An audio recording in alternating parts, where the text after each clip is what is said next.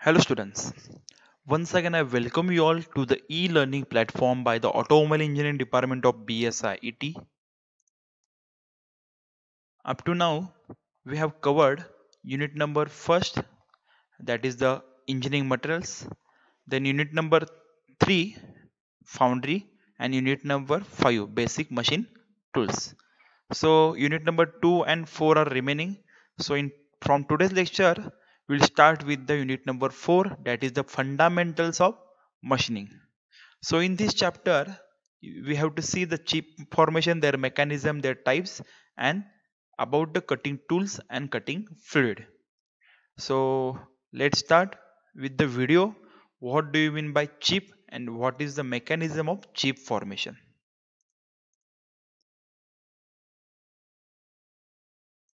आज डिस्कस करेंगे mechanics of chips formation के बारे में कि जो चिप्स हैं वो कैसे बनते हैं और वो कितने तरह के होते हैं। आज इसके बारे में डिस्कस करेंगे। तो चिप्स होते क्या हैं? जो मटेरियल हमारा रिमूव होता है जब हमारा टूल वर्क पीस के ऊपर से निकलता है, उससे जो मटेरियल रिमूव होता है उसको बोलते हैं चिप्स। जो ये चिप्स होते हैं ये बनते हैं शीयरिंग एक्शन के कारण। शीयरिंग हमारी होगी तो हमारे चिप्स बनते हैं। म्हणजे काय इन शॉर्ट, म्हणजे काय मटेरियल रिमूव्ह केल्यानंतर लेथवर असेल किंवा दुसऱ्या मिलिंग प्रोसेसवर काही असेल तर ह्या मशीनिंग प्रोसेसने जे तुम्ही मटेरियल रिमूव्ह करताय आणि त्यानंतर जे मिळतंय त्याला म्हणतात चिप्स. इव्हन ड्रिलिंग जरी तुम्ही केलं, ड्रिल केल्यानंतर त्याची एक बर बाहेर पडते, ती ती पण it is a type of chip. चिपचाच पार्ट आहे तो, चिप सारखाच आहे तो. तर चिप म्हणजे काय, तर लेथ मध्ये असेल किंवा कशामध्ये जे तुम्ही मटेरियल रिमूव्ह करताय with the help of tool, आणि त्यानंतर जे मटेरियल अनवॉन्टेड मटेरियल जे तुम्ही रिमूव्ह होतंय त्याला म्हणायचं चिप. आणि हे चिप फॉर्मेशन कशामुळे होत आहे? Because of the sharing action. Sharing होतंय तिथं, टूलिंगचं आणि मटेरियलचं शेअरिंग होत आहे आणि त्यामुळे तिथं चिप फॉर्म होत आहे. इसको हम डायग्राम के थ्रू समझते हैं। हमारे पास एक वर्क पीस है और एक सिंगल पॉइंट कटिंग टूल है। ये जो एंगल है ये आता यामध्ये दिसतंय हा तुमचा वर्कपीस आहे, हा आहे तुमचा टूल आहे, सिंगल पॉइंट कटिंग टूल. याला एकच पॉइंट त्यामुळे म्हणलेला सिंगल पॉइंट. आता ह्याची पोझिशन बघा कशी दाखवलेली आहे. तर हा जो अँगल आहे ह्या अँगलला म्हणलेला आहे क्लिअरन्स अँगल. का? कारण की ही एज ह्या वर्कपीसवर टच होणार आहे आणि ह्या एज मुळे तुमचं वर्कपीसचं मटेरियल रिमूव्ह होणार आहे. पण हा अँगल जो आहे किंवा हा पोर्शन जो आहे हा याला म्हणलं फ्लँक. ही जी लाईन आहे ही याला म्हणायचं फ्लँक. तर हा जो अँगल आहे हा अँगल याच्या बरोबर टच होत नाही, हा एवढा गॅप राहतोय या टूल मध्ये आणि ह्या वर्कपीस मध्ये एवढा गॅप राहतोय, म्हणून ह्याला म्हणलेला आहे क्लिअरन्स अँगल. त्यानंतर हा जो आहे याला रॅक म्हणलेला आहे. याला काय म्हणलेलं आहे? रॅक. जसं जसं हा टूल इथं पास होईल पुढे, टूल जसं इकडं लेफ्ट साईडला वर्कपीसवर पास होईल, ह्या इथं काय होणार आहे, ह्या पोझिशनमुळे इथं शेअरिंग होणार आहे आणि शेअरिंग झाल्यामुळे इथलं मटेरियल रिमूव्ह होणार आहे आणि मटेरियल रिमूव्ह झालेलं ह्यावर फ्लो होत आहे, याच्यावरती फ्लो होत आहे. आता आपण म्हणतोय ना रॅक. रॅक म्हणजे काय, तर एक पोझिशन आहे, सपोर्टिंग पोझिशन आहे. गाडी तुम्ही रॅकवर वर लावताय किंवा घरामध्ये रॅकवर तुम्ही साहित्य ठेवताय तर सपोर्टिंग पोझिशन आहे. तर हे जे टूल मटेरियल आहे, चिप जी आहे, तर ती रिमूव्ह झाल्यानंतर ती कुठेतरी गेली पाहिजे, तर त्याला हे त्या सपोर्ट देत आहे. It is that's why it is called as a rack. That's why it is called as a rack. तर ह्या रॅक वरून हे चिप पुढे फॉर्म होत जाते. आपण पुढे व्हिडिओमध्ये तुम्हाला कळून जाईल. तर this is the single point cutting tool, this is the workpiece. ह्या शेपला म्हणायचं इथं फ्लँक, आणि हा जो अँगल आहे it is called as a clearance angle. का? तर हा टच होत नाही, हा पोझिशन टच होत नाही. तर टच कुठलं कुठलं होणार आहे, हा जो एज आहे म्हणून याला सिंगल पॉईंट म्हणलं. हा एज बरोबर कटिंग साठी टच होतोय आणि हा रॅक आहे तो सपोर्ट देतोय, चिप्सना सपोर्ट देतोय. ये हमने यहाँ पे इसको जो प्रोवाइड किया है ये हमारा होता है क्लियरेंस एंगल। हम इसको क्लियरेंस एंगल भी बोलते हैं और इसको रिलीफ एंगल भी बोला जाता है, ताकि जब ये पॉइंट है जो जब वर्क पीस के कांटेक्ट में आए तो इस जगह से इसको फ्रिक्शन ना मिले, तो हम इसको ये क्लियरेंस एंगल प्रोवाइड करते हैं। इसको हम रिलीफ एंगल भी बोलते हैं। और ये जो एंगल है यहाँ पे इसको हम बोलते हैं रैक एंगल। इस एंगल को हम बोलते हैं रैक एंगल। इसको रैक एंगल इसलिए बोला जाता है क्योंकि जो चिप्स बनते हैं, जब कटिंग होती है तो चिप्स इसके ऊपर से फ्लो करते हैं, तो इसलिए इसको रैक बोला जाता है। रैक आप समझते होंगे, जैसे हम घरों के आगे रैक बना देते हैं मोटरसाइकिल को ऊपर चढ़ाने के लिए, गाड़ी को ऊपर चढ़ाने के लिए, तो इसी तरह से रैक है टूल का। यहाँ से चिप्स फ्लो करेंगे और फ्लो करके बाहर चले जाएंगे, तो इसलिए इसको बोलते हैं रैक एंगल। अब देखते हैं कि जो चिप्स है वो कैसे बनते हैं। हमारे पास टूल है, ये जो सिंगल पॉइंट कटिंग टूल है, ये वेलोसिटी v के साथ आगे की तरफ मूव करेगा। वर्कपीस हमारा क्लैंप होगा एक जगह पे अच्छी तरह से। जब ये सिंगल पॉइंट कटिंग टूल इस वर्कपीस के कांटेक्ट में आएगा तो ये मटेरियल को रिमूव करेगा, और जो मटेरियल रिमूव होता है इसको हम बोलते हैं चिप्स। ये हमारा होता है मशीन्ड सरफेस, जो हमारा मशीनिंग के दौरान रिमूव होगा। इतनी थिकनेस है जो मशीनिंग के दौरान इस सिंगल पॉइंट कटिंग टूल के थ्रू रिमूव होगी। यह है शेयरिंग प्लेन, जहां से शेयरिंग होना स्टार्ट होगा मटेरियल। जब टूल टिप वर्कपीस के कांटेक्ट में आएगी तो वो थोड़ा कंप्रेस होगी स्टार्टिंग में इलास्टिकली और फिर प्लास्टिकली। तो क्या होगा, मेटल के अंदर थोड़ी देर बाद फ्रैक्चर क्रिएट हो जाएगा। जो ये मटेरियल फ्रैक्चर के बाद निकलेगा, शेयर होने के बाद निकलेगा, उसको हम बोलेंगे चिप। ये होता है चिप। तो ये है मैकेनिक्स और मैकेनिज्म ऑफ चिप्स फॉर्मेशन। अब डिस्कस करते हैं। कळालं मेकॅनिझम ऑफ चिप फॉर्मेशन म्हणजे आता इथपर्यंत बघा की हा जो सरफेस होता, हा एज जो आहे त्या एज मुळे इथं शेअरिंग तयार होते, ह्याला म्हणायचं शेअरिंग प्लेन, याला म्हणलेलं आहे शेअरिंग प्लेन। आणि ही जी चिप तयार होते हे झालं, हे तुमच्या रॅक वर सपोर्ट राहते, रॅप वरनं ते फ्लो होते, ह्याला म्हणायचं चिप। जे मटेरियल रिमूव्ह होते ते आहे चिप, हे आहे तुमचं शेअरिंग प्लेन, त्यानंतर आहे मशीन सरफेस। आणि ह्या मटेरियलच्या वेळेला एक तर तुमचं वर्कपीस फीड होत असेल किंवा तुमचं तुम्ही टूल आहे ते टूल टुवर्ड्स द जो तुमचा वर्कपीस आहे त्या साईडला तुम्ही मूव्ह करणार आहे। आणखी एक व्हिडिओ मी तुमच्याशी शेअर करतो युट्यूब वरून डायरेक्ट।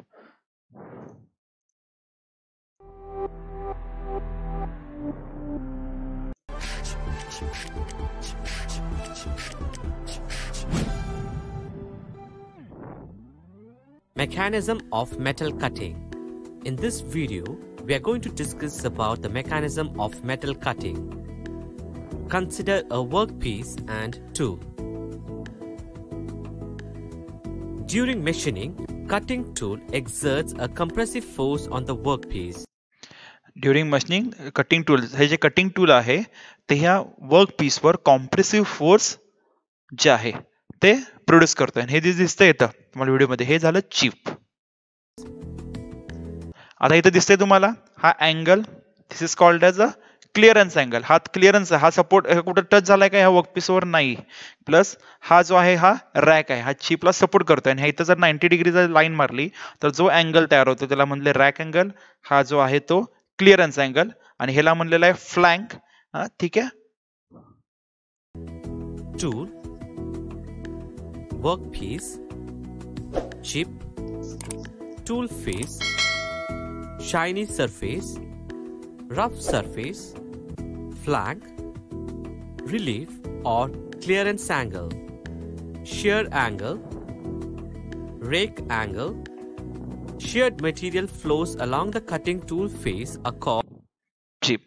जे शेअर्ड मटेरियल आहे, शेअरिंग झाल्यानंतर जे मटेरियल आहे जे टूल फेसवर फ्लो होते त्याला म्हणलेलं आहे चिप। आणि त्यानंतर हा जो शेअरिंग प्लेन आहे, शेअरिंग प्लेन जो इथं तयार होते, ज्यावर हा टूल जे आहे, टूलचा पॉइंट ह्यामध्ये जो टच करतोय आणि शेअरिंग प्लेन तयार होत आहे, तर त्या प्लेन पासून जो अँगल तयार होतोय त्याला म्हणलेला आहे शेअरिंग अँगल।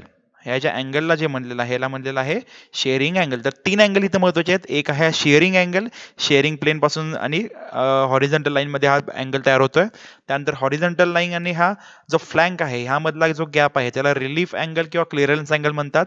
आणि 90 डिग्रीची लाईन प्लस तुमच्या रॅकची लाईन यामधला जो अँगल आहे ह्याला म्हणायचं रॅक अँगल. तर एवढे 3 अँगल महत्वाचे आहेत आणि एवढे टूलिंगचे जे नॉमेनक्लेचर आहे प्लस सगळे जे नॉमेनक्लेचर्स आहेत हे तुम्हाला मेकॅनिझमच्या दृष्टीनं महत्वाचे आहेत. तर कळतंय. तर workpiece, tool, tool single point cutting tool, single point cutting tool जिथं टच होतंय तिथं शेअरिंग प्लेन तयार होतंय, शेअरिंग चालू होतंय. त्यानंतर शेअरिंग झालेलं जे मटेरियल आहे त्याला म्हणलेलं आहे चिप. त्यानंतर जे क्लिअरन्स राहतोय खाली त्या फ्लँकच्या आणि हॉरिझॉन्टल लाईन ऑफ वर्कपीस त्याला म्हणलेलं आहे क्लिअरन्स और रिलीफ अँगल, कारण तो टच होत नाही. जो शेअरिंग प्लेन आहे त्या अँगलला म्हणलेला आहे शेअर अँगल आणि व्हर्टिकल लाईन आणि रॅक मधला जो अँगल आहे त्याला म्हणलेला आहे रॅक अँगल. All chips. ठीक आहे. So this is the first point, that is the mechanism of chip formation. Now will see types of chips. There are basically 3 types of chips: discontinuous or segmental form, continuous or ribbon type, or continuous with built up edge. So this is the segmental or discontinuous type. याला discontinuous का म्हणलेलं आहे तर ह्यामध्ये जे chip दिसते हे continue chip नाही आहे, छोट्या छोट्या चिप मध्ये किंवा छोट्या तुकड्यांमध्ये जे ब्रेक होते तर त्यामुळे ह्याला सेगमेंटल किंवा डिसकंटिन्यू चिप म्हणलंय. कंटिन्यू चिप जी आहे दिसतंय एक कंटिन्यू एक लांबडी लेयर आहे, ही लेयर एकच लेयर तयार होते म्हणून त्याला कंटिन्युअस चिप म्हणलंय. आणि continuous chip with built up edge म्हणजे खालचं जो हे जे वरचं जे चिप आहे चिपचा काही पार्ट खाली चिकटला जातोय, ते हाय टेम्परेचर किंवा हाय प्रेशरमुळे तसं होतंय. तर ते कसे 3 टाईप कसे वर्क होतात आपण कशामुळे होते ते बघू. तर पहिला आहे डिसकंटिन्युअस और segmental chip. The machining of brittle material. आता हे लक्षात ठेवा, डिसकंटिन्युअस चिप जनरली हे ब्रिटल मटेरियल मध्ये होत आहे आणि कंटिन्युअस चिप जे आहे ते डक्टाइल मटेरियल मध्ये होत आहे. हा डिफरन्स दोन्ही मधला लक्षात आहे.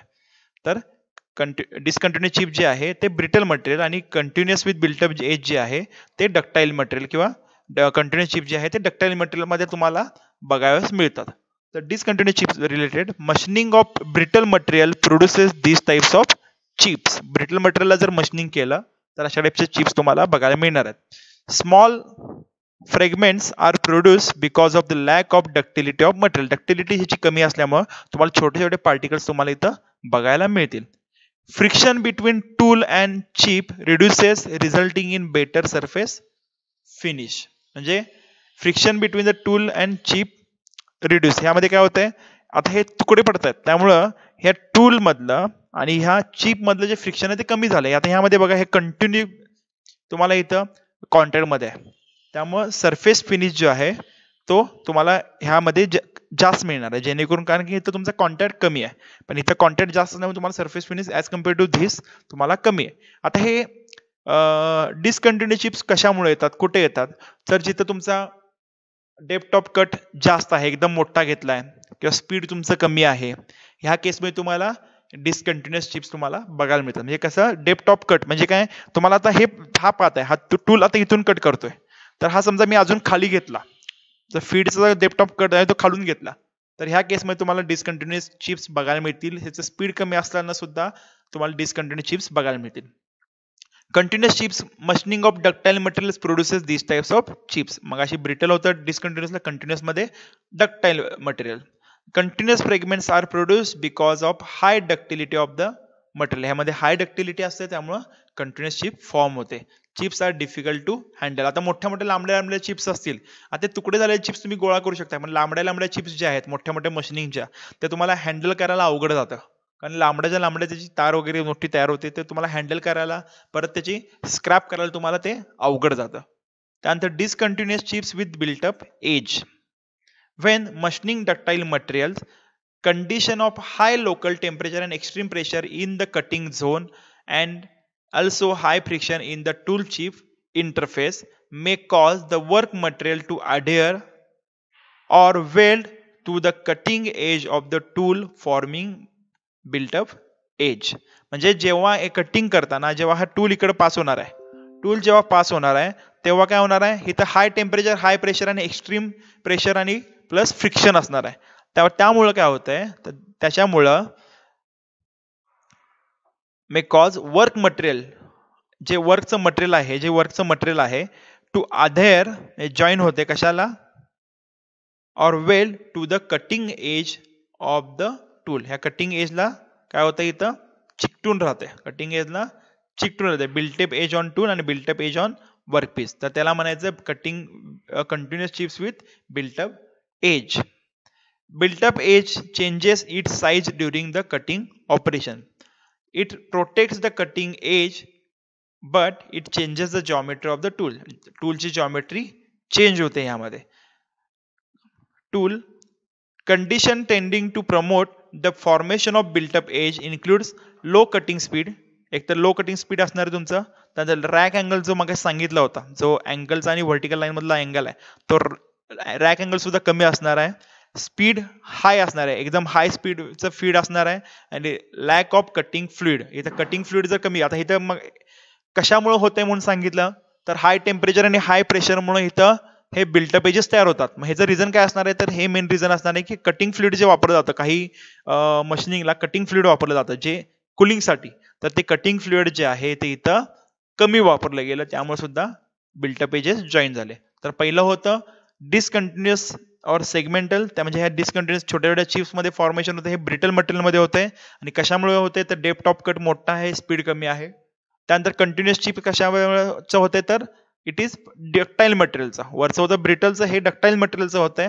आणि कंटिन्युअस विथ बिल्टअप एज कशामुळे होतंय तर high temperature high pressure produce होतंय तिथं कटिंगमुळे हाय, आणि तिथं एकतर तुमचं स्पीड जास्त असतंय, टेम्परेचर जास्त वाढते, प्रेशर वाढतंय, आणि कटिंग फ्लुइड जो आहे किंवा लुब्रिकेशन जे कुलिंगचं जे फ्लुइड आहे ते फ्लुइड कमी असल्यामुळे तुमचं इथं बिल्टअप एजेस डेव्हलप होतात. आता व्हिडिओमध्ये बघून घ्या. अब डिस्कस करते हैं टाइप्स ऑफ चिप्स के बारे में. जो टाइप्स हैं चिप्स के वो कितनी तरह के होते हैं. मेनली जो टाइप्स हैं चिप्स के वो 3 तरह के होते हैं. उनमें कौन कौन से हैं? सबसे पहले है डिसकंटिन्यूअस चिप्स, दूसरा है कॉन्टिन्यूअस चिप्स, और तीसरा है कंटिन्यूअस चिप्स विद बिल्ट अप एजेस. अब समझते हैं इनको बारी बारी से कि ये क्या क्या होते हैं. सबसे पहले है हमारे pass discontinuous chips. Discontinuous chips क्या होते हैं? ये चिप्स जब बनते हैं जब हम किसी ब्रिटल मटेरियल को कट करते हैं. ब्रिटल मटेरियल जैसे कास्ट आयरन हो गया, जो भी कोई ब्रिटल मटेरियल होगा, जब हम उसे कट करेंगे तो डिसकंटिन्यूअस चिप्स ज्यादातर बनते हैं. इनके लिए जो कंडीशंस हैं वो क्या क्या होती हैं कि ये बनते हैं कटिंग के दौरान. अगर हम यूज करें हाइयर डेप्थ ऑफ कट, अगर हम अपने टूल को हाइयर डेप्थ ऑफ कट दें तो हमारे डिसकंटिन्यूअस चिप्स बनते हैं. लो हम कटिंग स्पीड रखें, जो कटिंग स्पीड है वो कम रखें, और स्मॉल रैक एंगल रखें. जो हमारा रैक एंगल हमने डिस्कस किया था जिसके ऊपर से चिप्स फ्लो करते हैं, अगर हम उसको कम रखें. म्हणजे हे 3 कंडिशन्स आहेत. एक तर डेप्थ ऑफ कट हाय असणार आहे, मग सांगितलं होतं. लो कटिंग स्पीड एकदम कमी असणार आहे, आणि रॅक अँगल जो आहे तो उभा अँगल असणार आहे, तो कमी असणार आहे. म्हणजे जे टूल आहे ते जास्तीत जास्त उभा असणार आहे. रॅक अँगल जेवढा कमी तेवढं हे डिसकंटिन्युअस चिप्स जास्त होतात. तो हमारा जो डिसकंटिन्यूअस चिप्स बनते हैं, हमारे पास एक वर्क पीस है, टूल है. तो जब हमारा टूल वेलोसिटी v के साथ वर्क पीस के ऊपर से मूव करेगा तो जो हमारा मटेरियल रिमूव होगा, ये मटेरियल हमारा टुकड़ों के अंदर मटेरियल रिमूव होगा वर्क पीस के ऊपर से. तो इसको हम बोलते हैं discontinuous chips.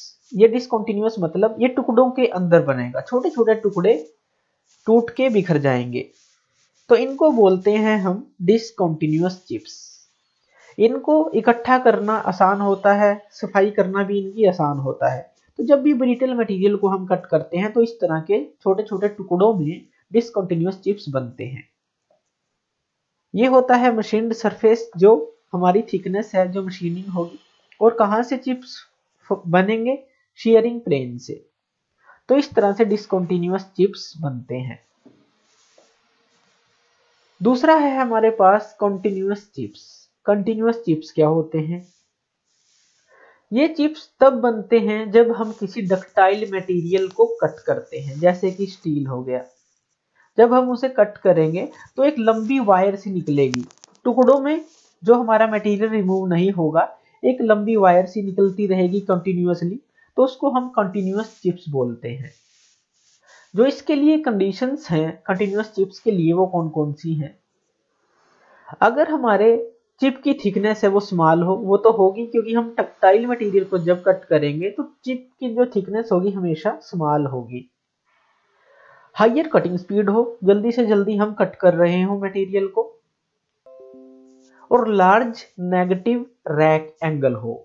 Negative rack angle का मतलब है कि जो हमारा सिंगल पॉइंट कटिंग टूल है, उसकी जो पिन है, जो पॉइंट होती है बिल्कुल लास्ट में जो कट करती है, वो मोटी हो, पतली ना हो, उसको हम नेगेटिव रैक एंगल बोलते हैं। हमारे पास वर्कपीस है, टूल है, तो नेगेटिव रैक एंगल का मतलब क्या है? जो ये हमारी नोज, ये बिल्कुल जो कटिंग पॉइंट है, अगर ये मोटा हो, मतलब जैसे हमने ये एंगल हम इस तरफ बढ़ा दें, ये मोटा हो जाए, तो इसको हम बोलते हैं नेगेटिव रैक एंगल।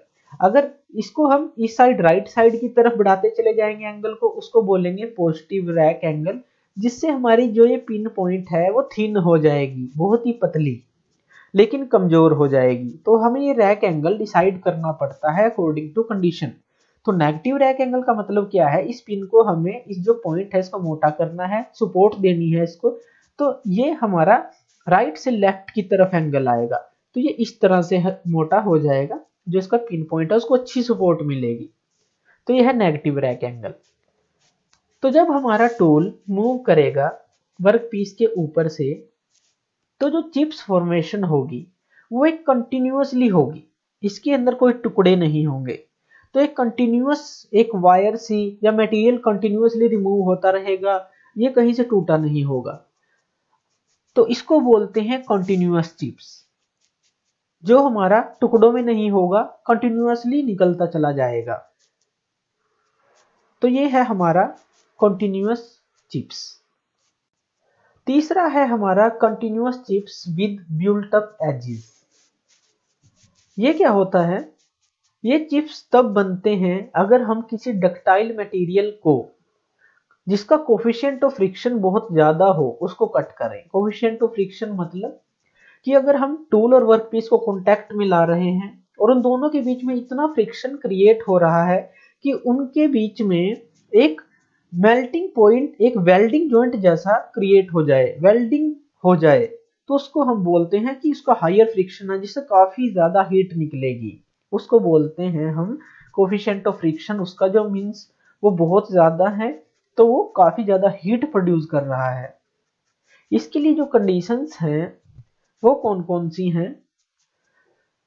जो चिप की थिकनेस होगी वो स्मॉल होगी क्योंकि डक्टाइल मटेरियल है, हायर कटिंग स्पीड होगी, लेकिन इंक्रीज्ड रैक एंगल होगा। तो इसको डायग्राम के थ्रू हम समझते हैं। हमारे पास वर्कपीस है, टूल है, तो जब हमारा टूल वर्कपीस के ऊपर से मूव करेगा तो हायर फ्रिक्शन होगा, बहुत ज्यादा फ्रिक्शन क्रिएट होगा इन दोनों के बीच में, जिससे क्या होगा, जो हमारी टूल टिप है या टूल का फेस जो भी चिप के कांटेक्ट में आएगा, वो काफी ज्यादा फ्रिक्शन इसके ऊपर क्रिएट होगा, जिससे हीट क्रिएट होगी। हीट क्रिएट होगी तो मतलब जो ये चिप्स हैं टूट टूट के इसके ऊपर वेल्ड हो जाएंगे, कुछ जो इसके पार्ट हैं उनको हम बोलते हैं ब्यूल्ट अप एजेस। इनको ब्यूल्ट अप एजेस बोलते हैं। जो इसकी नोक के ऊपर जहां ज्यादा फ्रिक्शन होगा वहां पे ये एजेस वेल्ड हो जाएंगे, तो इनको बोलते हैं कंटिन्यूअस चिप्स विद ब्यूल्ट अप एजेस। ये जो ब्यूल्ट अप एजेस हैं, अगर हमें रफ वर्किंग करनी है तब तो ये ठीक है, लेकिन अगर हम स्मूथ वर्किंग चाहते हैं तो ये हमारा नुकसान करते हैं क्वालिटी का, तो इसको बोलते हैं कंटिन्यूअस चिप्स विद ब्यूल्ट अप एजेस। तो ये थे हमारे मैकेनिज्म ऑफ चिप्स फॉर्मेशन और types of chips. Okay, so आता आपण बघितले ते टाइप्स ऑफ चिप्स. आतापर्यंत बघितलं आपण मेकॅनिझम ऑफ चिप फॉर्मेशन, त्यानंतर टाइप्स ऑफ चिप्स. आता शेवटचा पॉईंट बघतोय आजच्या लेक्चरसाठी, तो म्हणजे ऑर्थोगोनल अँड ऑब्लिक कटिंग. तर ऑर्थोगोनल अँड ऑब्लिक कटिंग म्हणजे त्याच्या आधी हा एक सिंपल एक दाखवतो. तर टाइप्स ऑफ कटिंग टूल्स. तर हा आहे सिंगल पॉईंट. सिंगल पॉईंट का, तर हा एक सिंगलच टूल आहे, सिंगल पॉईंट कटिंग टूल.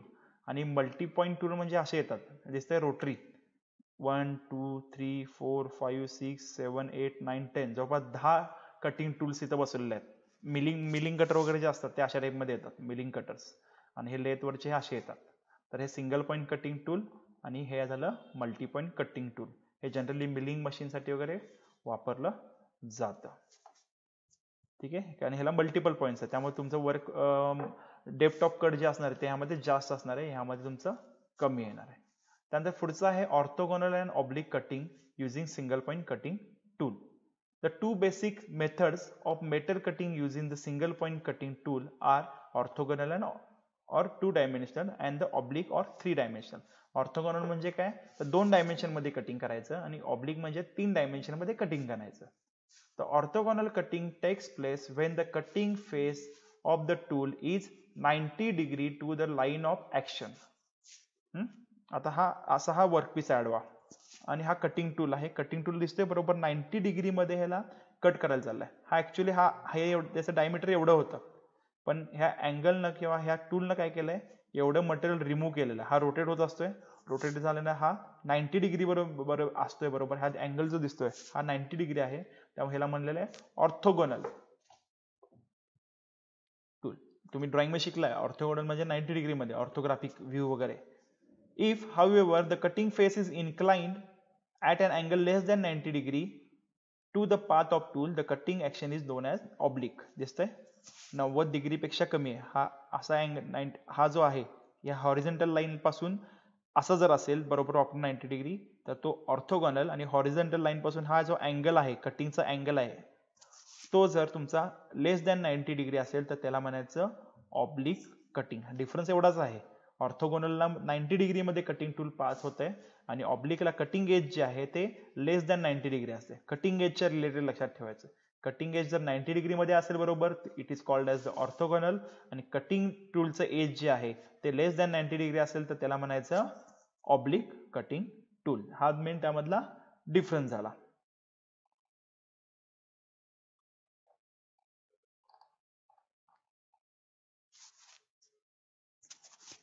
तर ह्यामध्ये ह्या दोन्ही मधला डिफरन्स, कटिंग ऑर्थोगोनल मध्ये cutting edge of the tool is perpendicular to the direction of the tool travel आणि the cutting edge of the inclined at less than 90 degree. ह्यामध्ये orthogonal मध्ये proper 90 degree मध्ये आहे, त्यामुळे प्रॉपर परपेंडिक्युलर आहे, पण हा it is less than 90 degree in case of oblique.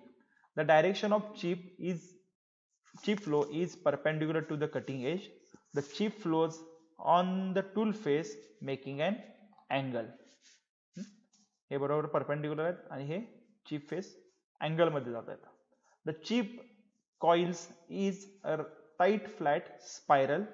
दिसतंय यामध्ये स्पायरल आहे. And the chip flows side away in a long curl. दिसतंय हे झाले तुमचे ऑब्लिक मध्ये आणि हे झालं बरोबर हे 90 डिग्री मध्ये आहे आणि हे अँगल मध्ये आहे, कटिंग फेस अँगल मध्ये. This is the orthogonal, this is the oblique. तर हे बरोबर रोल मध्ये तयार होते ऑर्थोगोनल मध्ये, आणि ऑब्लिक मध्ये हे असे वेगळे चिप तयार होते.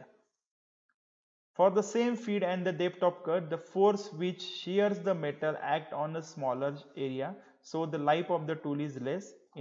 याच्यामध्ये कसं आहे, डायरेक्टली हा पूर्ण एज तुमचा कॉन्ट्रॅक्ट मध्ये, त्यामुळे ह्याची लाईफ कमी आहे आणि ह्याची लाईफ तुमच्या ऑब्लिक कटिंग टूलची जास्त आहे.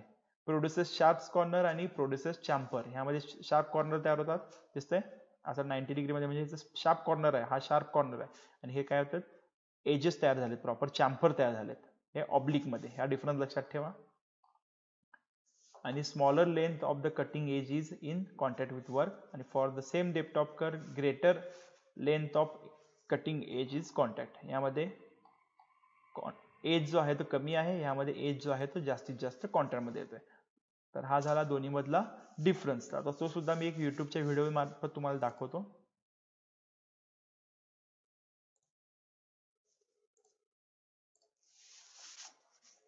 Orthogonal cutting process. In this video, we are going to see about orthogonal cutting process. Consider a single point cutting tool, cutting edge and workpiece. Cutting edge of the tool is perpendicular to the cutting velocity.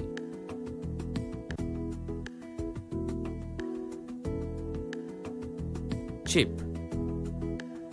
Here, only two components of forces are acting, cutting force and thrust force. Cutting forces in orthogonal cutting. In this video, we are going to see about cutting forces in orthogonal cutting. Consider a workpiece held in the lathe. Tool, chip. Three components of force are acting mutually at right angles.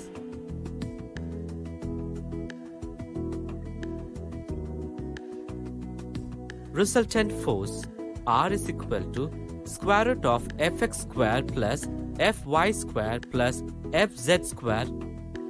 Orthogonal cutting. Three components are reduced to two components of force. बघितलं orthogonal कटिंगला हे role तयार होतोय, कटिंगचा role तयार होतोय. हे तुमचं tool आहे, हा वर्कपीस आहे. R is equal to oblique cutting process. Oblique cutting process. In this video, we are going to see about oblique cutting process. Consider a दिसतंय मगाशी जो टूल होता ते प्रॉपर 90 डिग्री मध्ये होता. आता हे अँगल मध्ये, एक पर्टिक्युलर अँगल मध्ये आहे tool. Tool, cutting tool edge and workpiece. The cutting edge of the tool remains inclined at an acute angle to the direction of tool feed or work feed. The direction of chip flow velocity is at an angle with a normal to the cutting edge of the tool. Here, three components of force are acting: cutting force, radial force, and thrust force. ठीक है. So with this, 3 points are covered in today's lecture. That is the mechanism of chip formation, types of chips, continuous, discontinuous, and continuous. Electrical. With this, 3 points are covered in today's lecture. First one is the mechanism of chip formation, then types of chips, and orthogonal and oblique cutting. In next lecture, we'll see the remaining points of unit number 4. Thank you.